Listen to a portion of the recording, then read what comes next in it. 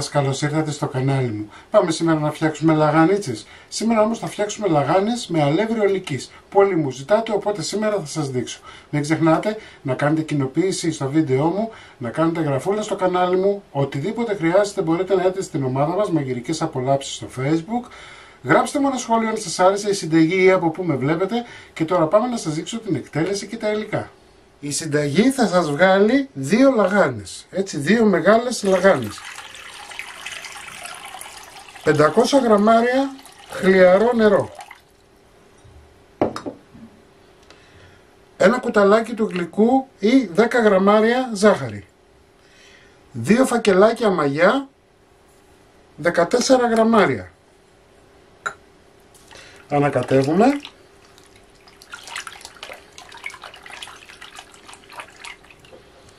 Εδώ έχω 100 γραμμάρια ταχίνι.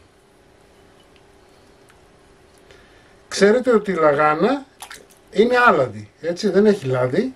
Κάνουμε ένα μασαζάκι να λιώσει καλά το ταχίνι μας. Ωραία. Εδώ έχω αλεύρι ολικής. Πάμε να ξεκινήσουμε. Θα βάλουμε και 15 γραμμάρια αλάτι. Μία κουταλιά της σούπας, αλλά όχι γεμάτη.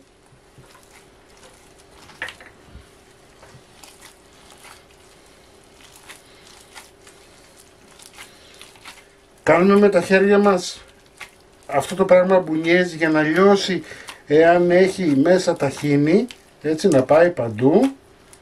Δεν ζυμώνεται, απλά πιέζετε με τα χέρια σας το ζυμάρι.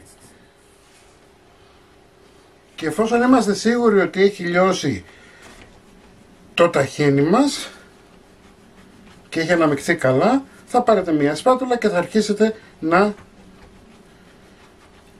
ανακατεύετε μέχρι να ενσωματωθούν όλα τα υλικά μας. Έτσι. Το αλεύρι είναι 800 γραμμάρια που έβαλα και είναι όλο ολικής. Πάμε να καθαρίσουμε λίγο τα τυχώματα. Ωραία. Βάλουμε και το υπόλοιπο. Έτσι, 800 γραμμάρια είναι το σύνολο. Ανακατεύουμε καλά. Αν έχετε σπάτουλα βοηθάει καλύτερα η σπάτουλα. Ωραία.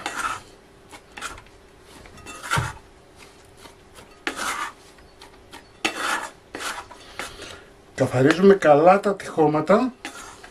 Όπως βλέπετε δεν ζύμωσα καθόλου, απλά ανακατεύω, έτσι, με τη σπάτουλά μου. Λοιπόν, αφήνουμε να φουσκώσει και να ξεκουραστεί για 30 με 40 λεπτά. 40 λεπτά μετά το ζυμαράκι μας είναι έτοιμο. Εδώ έχω 200 γραμμάρια ζεστό νερό. Θα βάλω μία κουταλιά του γλυκού ζάχαρη. Μπορείτε και στη λαγάνα αλλά και εδώ να βάλετε μέλι, αντίστοιχο μέλι. Λοιπόν, έλειωσε. Ο λόγος που βάζουμε το ζεστό νερό είναι για να λιώσει η ζάχαρη.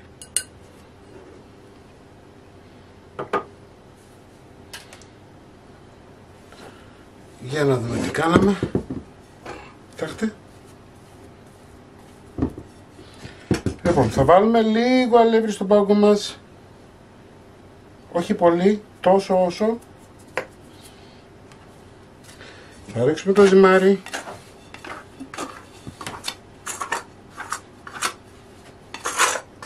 Ειλικρινά δεν έχει να ζηλέψει τίποτα αυτή η συνταγή από μια κανονική λαγάνα με αλεύρι για όλες τις χρήσεις. Έτσι, ζυμώνουμε καλά, να το ξεφουσκώσουμε το ζυμαράκι μας.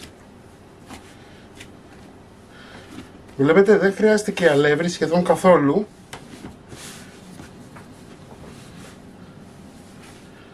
Ωραία.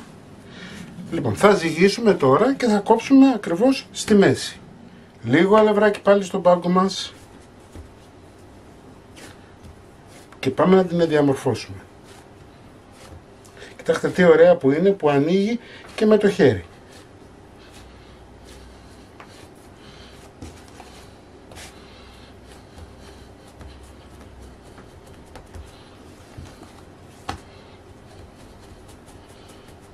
Βλέπετε τι κάνω, δαχτυλιές για να την λεπτύνω. Ωραία. Παίρνουμε ένα ταψί φούρνου, θα βάλουμε λίγο αλεύρι. Το αλεύρι το βάζουμε για να μπορέσουμε να διαμορφώσουμε τη λαγάνα μας, έτσι, γιατί θα χρειαστεί και εδώ πέρα να την διαμορφώσουμε. Δεν θα την αφήσουμε έτσι. Λοιπόν, την βάζουμε και πάμε να διαμορφώσουμε.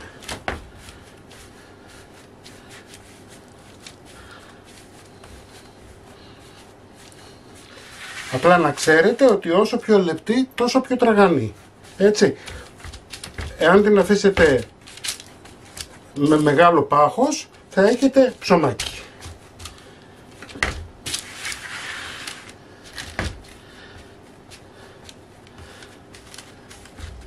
Πάμε να πιάσουμε όλο το ταψί. Αφού διαμορφώσαμε, θα τις βάλουμε το νεράκι που φτιάξαμε πριν με την ζάχαρη ή το μέλι. Έτσι, βάλτε νεράκι, μην το φοβηθείτε, θα του δώσει υγρασία και θα του βοηθήσει να ψηθεί καλύτερα.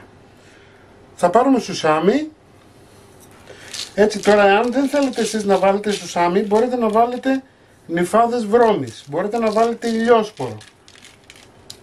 Θα την αφήσουμε 20 λεπτά, έτσι, εγώ θα φτιάξω τώρα και την άλλη τη λαγάνα, θα την αφήσουμε 20 λεπτά να φουσκώσει πάλι και θα ανάψουμε το φούρνο στους 190 βαθμούς αντιστάσεις πάνω κάτω.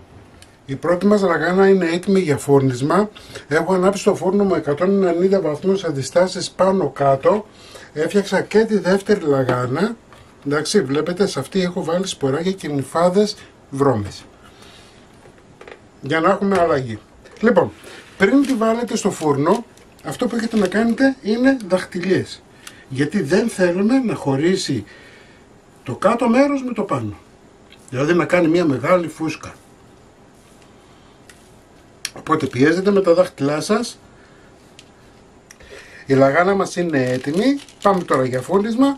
Αφού έχει ζεσταθεί και ο φούρνος μας, περίπου 25 λεπτά. Οι λαγάνες μας είναι έτοιμες.